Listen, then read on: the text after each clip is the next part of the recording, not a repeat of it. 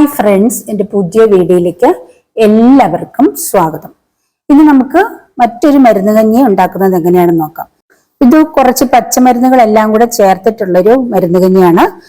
കരിങ്കുറിഞ്ഞിയും തൊട്ടാവാടിയും പൂവൻകുറുന്നലും ചേർത്തിട്ടുള്ള മരുന്ന് കഞ്ഞിയാണ്. ഇതിനായിട്ട് മെയിനായിട്ട് കൂടുതലുള്ളത് കരിങ്കുറിഞ്ഞിയാണ് കേട്ടോ. അതും നമ്മളുടെ പായസ പച്ചരിയും ചേർത്തിട്ടാണ് ഉണ്ടാക്കുന്നത്. ഞാനിത് പഠിച്ചത് എൻ്റെ അമ്മയിൽ നിന്നാണ് കേട്ടോ. അമ്മ എല്ലാ കർക്കിടകത്തിലും ഉണ്ടാക്കാറുണ്ടായിരുന്നു. ഞാനത് കണ്ട് പഠിച്ചതാണ് കേട്ടോ. അപ്പോൾ ഒരുപാട് ടേസ്റ്റിയാണ്, വളരെയധികം പോഷകഗുണമുള്ളതാണ്. അതുകൊണ്ട് നിങ്ങളിതൊന്ന് ഉണ്ടാക്കി നോക്കണം. അപ്പൊ നമുക്ക് ഈ മരുന്ന് കഞ്ഞി എങ്ങനെയാണ് ഉണ്ടാക്കുന്നത് നോക്കാം കേട്ടോ. അതിനായിട്ട് ഞാൻ ഈ പച്ചമരുന്നുകളൊക്കെ നന്നായി കഴുകി വൃത്തിയാക്കി വെച്ചിട്ടുണ്ട്. ഇനി നമുക്ക് ഒരു 1/4 ഗ്ലാസ് പായസ പച്ചരി എടുത്ത് കഴുകി വൃത്തിയാക്കി ഒരു കുക്കറിലിട്ടൊന്ന് വേവിച്ചെടുക്കണം. അതിനായിട്ട് നമുക്കതൊന്ന് കഴുകിയെടുക്കാം. കുക്കറിലിട്ട് നന്നായിട്ട് വേവിച്ചെടുക്കണേ. ഒരു 2-3 വിസിലടിച്ചാലും കുഴപ്പമില്ല. ആവശ്യത്തിന് വെള്ളം ഒഴിച്ച് ഒന്ന് വേവിച്ചെടുക്കാൻ വെക്കുക. അത് കഴിഞ്ഞിട്ട് നമുക്ക് ഈ പറഞ്ഞ പച്ചമരുന്നുകളെല്ലാം കൂടെ ഒന്ന് അരച്ചെടുക്കണം. അതോടൊപ്പം ഒരു മുറി തേങ്ങയും കുറച്ച് ജീരകവും കൂടി ഒന്ന് അരച്ചെടുക്കണം.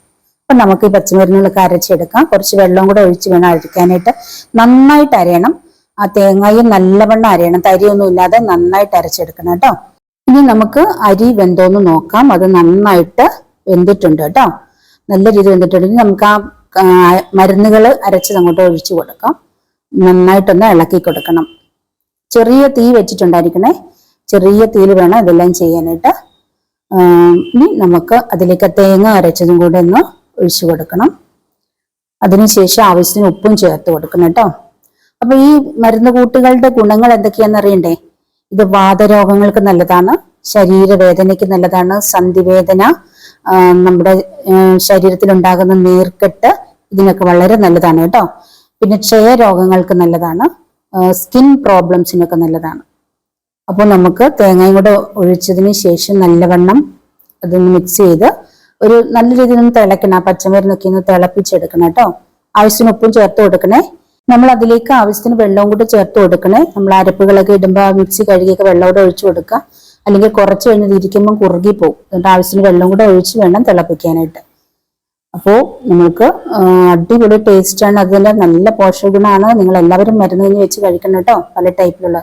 അപ്പൊ നല്ല സ്വാദാണ്. ഒന്ന് തിളപ്പിച്ച് തന്നെ എടുക്കണേ. ആ മരുന്നുകളൊക്കെ അതിലേക്കൊന്ന് ആയി നല്ല രീതിയിൽ പിടിക്കണം. അപ്പം നല്ല രീതിയിൽ ഒന്ന് തിളപ്പിച്ച് തന്നെ നിങ്ങളത് എടുക്കണം.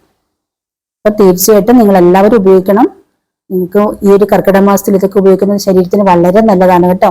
വളരെയധികം ടേസ്റ്റാണ് അത് കുടിക്കാനായിട്ട്. ഒരുപാട് ഇഷ്ടപ്പെടും.